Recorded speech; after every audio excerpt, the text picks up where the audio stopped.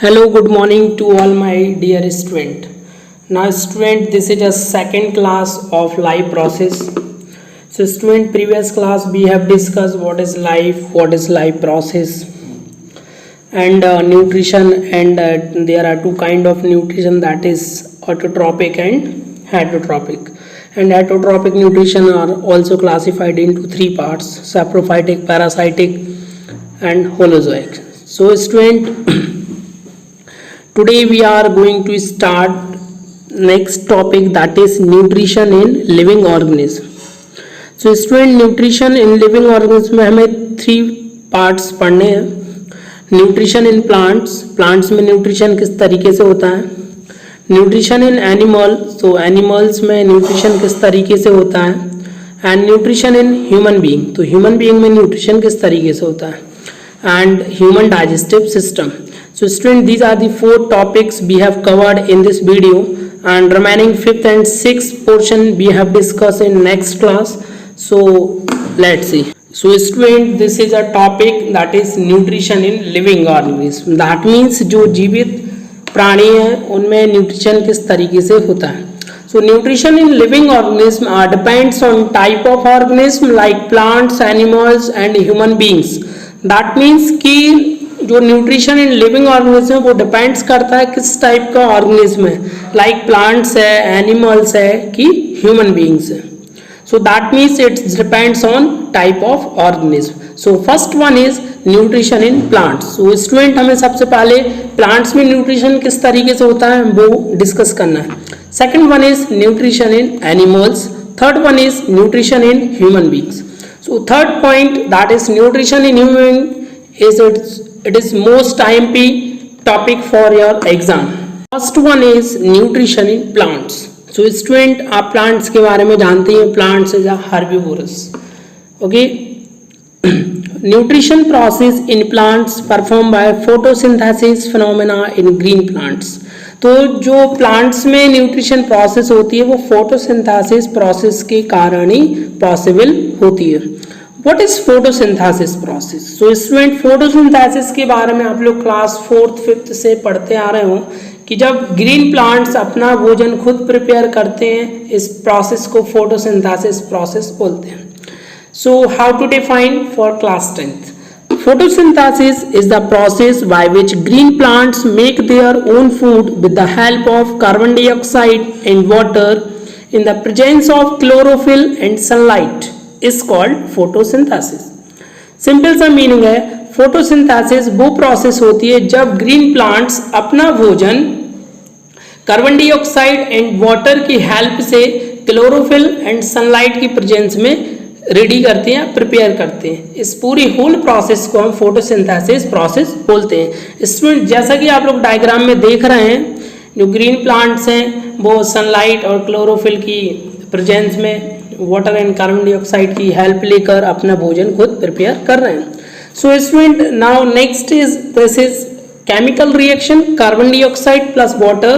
तो ये दोनों मिलकर ग्लूकोज बनाते हैं. Glucose it is a form in the form of food for plants. And oxygen remove करते हैं. जो ऑक्सीजन प्लांट्स रिमूव करते हैं वो ह्यूमन बीइंग उसको इनहेरिट करते हैं एंड वाटर को रिमूव करते हैं. स्टूडेंट, आप इसमें डायग्राम में देखिएगा कि जब सनलाइट लीव्स पे जाता है, कार्बन डाइऑक्साइड लीव्स पे जाते हैं तो ऑक्सीजन रिमूव होता है एंड ग्लूकोज प्रिपेयर करते हैं पौधे अपने ग्रोथ एंड डेवलपमेंट के लिए. एंड जो लीव्स होती हैं उनमें स्टोमेटा पाया जाता है. Stomata it is the main parts of leaves for preparing foods. Okay, stomata हो गया एंड क्लोरोफिल, दो ऐसे पिगमेंट्स हैं, अगर ये नहीं होते तो पौधे अपना भोजन खुद प्रिपेयर नहीं कर सकते थे, because stomata is responsible for exchange of gases like oxygen and carbon dioxide.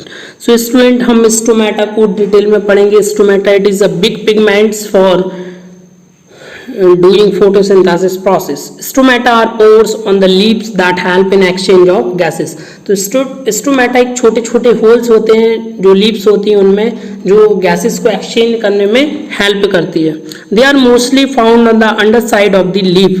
पत्तियों की जो अंदर साइड जो पोर्शन होते हैं वहाँ पे स्टोमेटा पाया जाता है। Each stomata is guarded by guarded cell, means इसमें गार्ड सेल पाए जाते हैं, which control opening and closing of the pores, जो उसके पोर्स को ओपनिंग एंड क्लोजिंग की परमिशन देते हैं। And water content of guard cell is responsible for their function, means जो गार्ड सेल का जो फंक्शन है उसमें वाटर एक मेन कंटेंट है जो रिस्पॉन्सिबल होता है इस पूरी प्रोसेस को परफॉर्म कराने के लिए। स्टूडेंट आप डायग्राम में देख रहे हैं both type of stomata, okay, एक ओपन है, एक क्लोज स्टोमेटा है। Now student second type nutrition in animals. So amoeba is a water animals. So student हम अमीबा में किस तरीके से न्यूट्रिशन होता है वो डिस्कस करेंगे।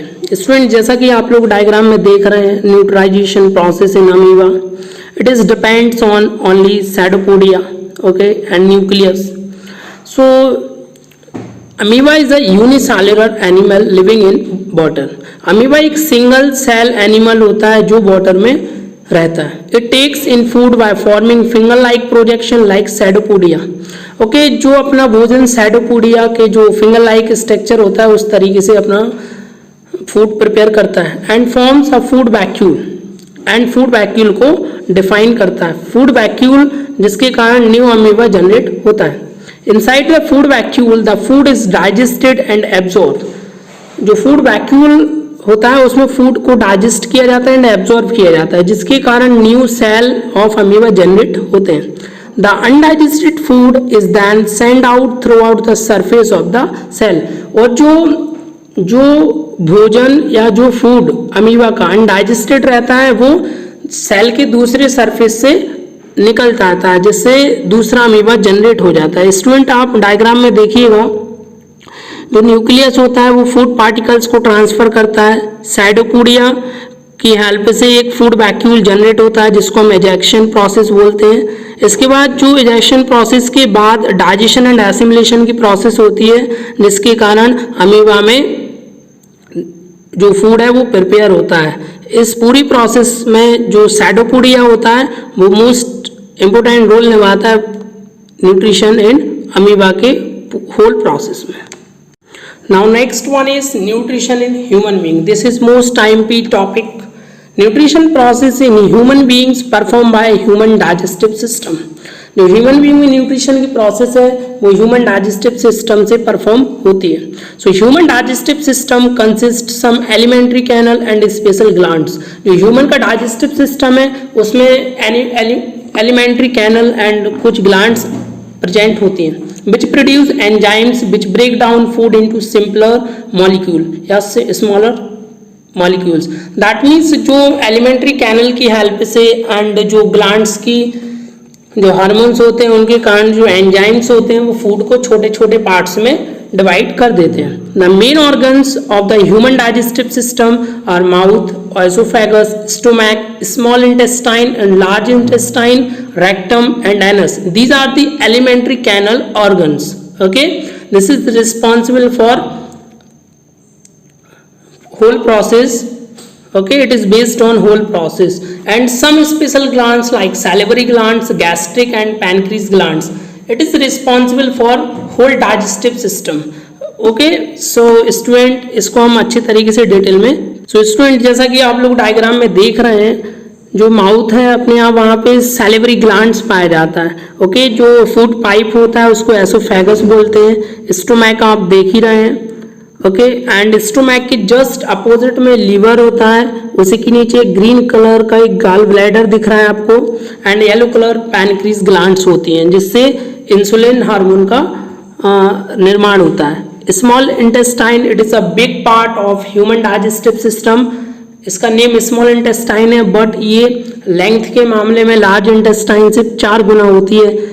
This it is 20 feet long and large intestine that is 7 feet long and appendix it is the bottom part of the large intestine, and rectum it is also bottom point of large intestine, and anus is bottom point of human digestive system. So students, second diagram में आप देख रहे हैं, this is overall organs structure. Okay, stomach, small intestine, large intestine, anus, appendix, pancreas, liver, bile duct. Okay, gallbladder, diaphragm, tongue, mouth including buccal cavity and esophagus. It is also known as food pipe.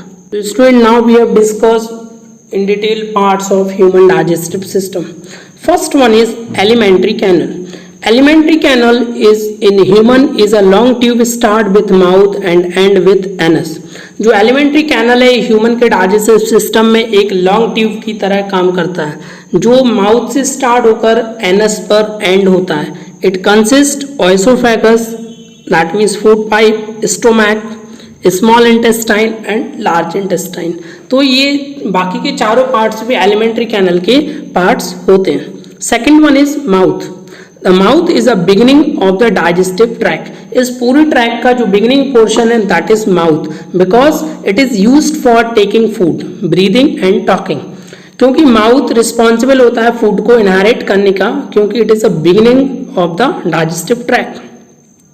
Mouth contains tongue, teeth, salivary glands. Mouth के अंदर टंग होती है, teeth होती है, salivary glands. Teeth break the food into smaller particles. जो teeth होते हैं वो फूड को छोटे छोटे पार्टिकल्स में कन्वर्ट कर देते हैं. This process is called mastication. The chewed food is mixed with saliva which is secreted by salivary glands. जब फूड को छोटे छोटे टुकड़ों में डिवाइड कर दिया जाता है देन सैलिवरी ग्लैंड से जो सैलिवा निकलता है उसके कारण जो फूड होता है वो मिक्स हो जाता है. The tongue help in mixing the saliva. जो टंग होती है उस सैलिवा को फूड के साथ मिक्स कर देती है and ओएसोफेगस that means food pipe में पुश कर देती है. दैट मीन्स कि ओएसोफेगस की हेल्प से जो पार्टिकल्स होते हैं फूड के वो सीधा स्टोमैक में पहुंच जाते हैं. Third one is oesophagus. Oesophagus it is also known as food pipe. From the mouth, the food is pushed down into the next organ called food pipe. जब फूड माउथ से निकलकर सीधा जो नेक्स्ट ऑर्गन्स में पहुंचता है उस organ को हम ओएसोफेगस बोलते हैं. This pipeline connected the throat of the stomach. ये जो पाइपलाइन होती है, जो फूड पाइप होता है वो डायरेक्ट कनेक्ट होता है स्टोमैक में. Food is post into the stomach by the muscular movement of ओएसोफेगस. जो फूड होता है वो मस्कुलर मूवमेंट के कारण ओएसोफेगस फूड पाइप से सीधा स्टोमैक में एंटर कर जाता है. Fourth one is stomach. The stomach is a J shaped thick walled bag structure. जो स्टोमैक है दैट मीन्स जो पेट है वो जे शेप का एक थिक बॉल्ड बैग स्ट्रक्चर होता है. It receive food from food pipe that is ओएसोफेगस. इसमें जो फूड रिसीव होता है वो कहाँ से आता है? ओएसोफेगस से. And send the food into the small intestine. And जो स्टोमैक से जो फूड बनता है वो स्मॉल इंटेस्टाइन में सेंड हो जाता है. The inner lining of the stomach secrete mucus, HCl acid and digestive juice. जो स्टोमैक की इनर लाइनिंग स्ट्रक्चर होता है वहां से mucus, HCl and digestive juice निकलते हैं, रिलीज होते हैं, जो क्या बोलते हैं फूड के लिए क्या करते हैं, डाइजेशन के लिए रिस्पॉन्सिबल होते हैं. Mucus protect the lining of stomach. Stomach की लाइनिंग को प्रोटेक्ट करता है म्यूकस. जो एसिड्स होता है वो बहुत सारे बैक्टीरियाज होते हैं ओके जो अनडाइजेस्टेड फूड में अवेलेबल होते हैं उनको किल करता है, दैट मीन्स मारता है. And digestive juice it is responsible for break down the proteins into simpler substance.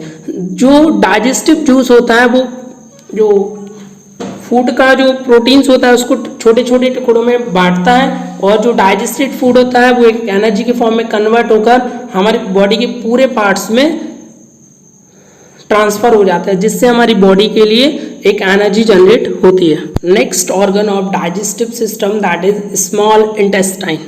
It is the main parts of digestive system. The small intestine is the longest part of the digestive system.